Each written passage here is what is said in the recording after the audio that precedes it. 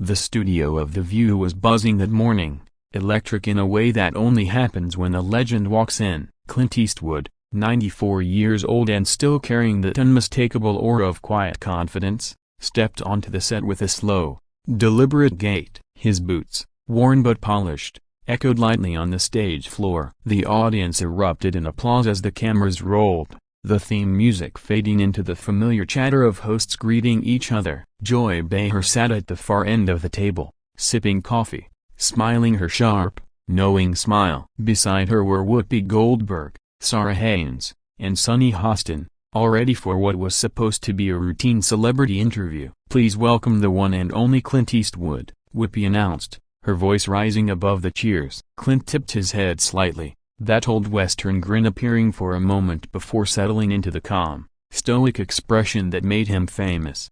He sat down in his chair, gave a polite nod to the co-hosts, and clasped his weathered hands on the table. The lights gleamed off his silver hair. It should have been a relaxed conversation, promoting his latest film, reflecting on his career, but the energy in the room was anything but calm. Joy Behar leaned forward first, smiling with that disarming charm she often used right before saying something provocative. "Clint, I have to say, you're like a relic of old Hollywood," she said. "I mean that as a compliment. Of course they don't make AM like you anymore." Clint chuckled softly, eyes narrowing just enough to show amusement. "Relic, huh? I guess I've been called worse." The audience laughed. Joy smirked. "Well, I just mean, you come from a different time. Your kind of movies are the tough guys, the cowboys, the silent type. Say they're a little broken bar outdated, don't you think?" There was a subtle shift in the room. Whoopi glanced toward Joy, trying to read her tone. Clint's smile didn't falter, but his gaze grew sharper, focused. "I think people still like stories about standing up for something," he said. "Might not be fashionable now, but it's human." Joy shrugged. "Sure, but the world's changed. These days, we try to look at both sides. It's not all black and white like it used to be in your movies." Clint leaned back slightly, that slow, deliberate movement he'd mastered decades ago, the kind that told everyone he wasn't backing down, just choosing his ground. "There were always two sides," he said. "You just had to pick the one you believed in." The audience gave a small round of applause, sensing the tension but enjoying the back and forth. Joy laughed, but there was a flicker of irritation behind her eyes. "I don't know, Clint," she said. "You make it sound so simple, but maybe it's easy to say that when you're a rich white guy from Hollywood." The audience went quiet. Whoopi looked up, ready to step in, but Clint spoke first. "Maybe it's easy to say when you've lived long enough to see the world stop listening to plain sense," he said calmly. Joy blinked, thrown off by the bluntness. "Plain sense? You mean your sense?" "I mean the kind that doesn't change every time someone gets offended," he said, his voice low but steady. The crowd murmured, some clapping, others uneasy. Whoopi leaned forward, her voice firm but measured. Okay, let's all take a breath." "Clint, we're glad you're here. We're just having a conversation." Clint nodded. "That's what I thought I was here for." Joy crossed her arms, smiling thinly. "Well,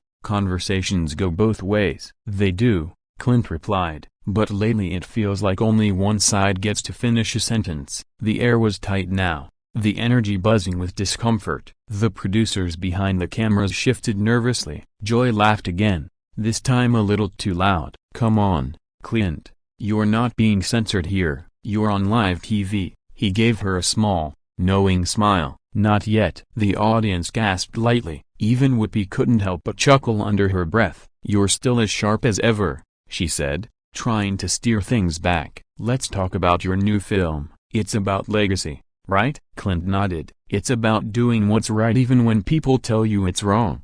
About not backing down because the crowd's louder than your conscience." Joy set her coffee down a little harder than she meant to. "Sounds like a subtle jab at modern culture," she said. Clint shrugged. "If the boot fits." The tension broke for a moment with scattered laughter, but Joy wasn't done. "You know, Clint, some people say you're kind of thinking that old school mentality is what's holding us back, that we can't move forward if we keep glorifying the past." He turned his head slowly toward her, eyes steady, expression unreadable. And some people talk too much about moving forward without ever asking where they're headed. That line hit like a gunshot. The audience clapped. Some cheered. Joy's smile stiffened. She looked at the producer, who was signaling to move on, but she ignored it. "So you're saying people like me don't know what we're talking about?" "I'm saying," Clint replied, "that sometimes people mistake noise for wisdom." The audience erupted again, and this time louder,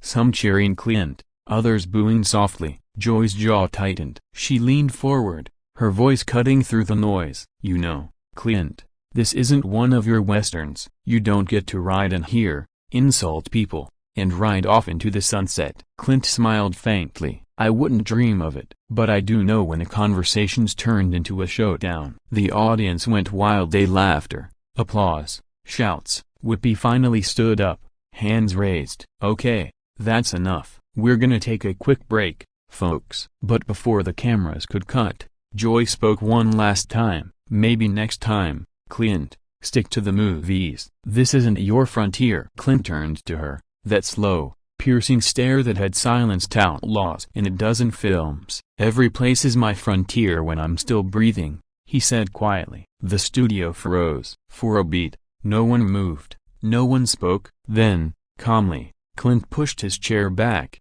stood up, and nodded toward the audience. "Thanks for having me," he said. The crowd erupted again, and this time in confused applause, half cheering, half stunned. He turned and walked off the stage, leaving the hosts staring after him. The cameras finally cut to commercial, and chaos erupted behind the scenes. Producers rushed toward Joy and Whippy, voices overlapping. He just walked off. Is he coming back? Do we air this?" Joy sat back, fanning herself with a cue card, shaking her head. "That man's got an ego the size of Texas." Whippy sighed. "Yeah, but he sure knows how to make an exit." And somewhere backstage, as Clint Eastwood walked past the flashing red on-air sign, he gave a small, amused smile. It wasn't anger in his eyes, it was something quieter. He'd seen this kind of thing before. The world changed, the talk got louder, but deep down, he knew who he was. He stepped outside into the New York morning, sunlight cutting through the clouds, and muttered under his breath, "Some things never change." Then he put on his hat, walked down the sidewalk, and left the noise behind.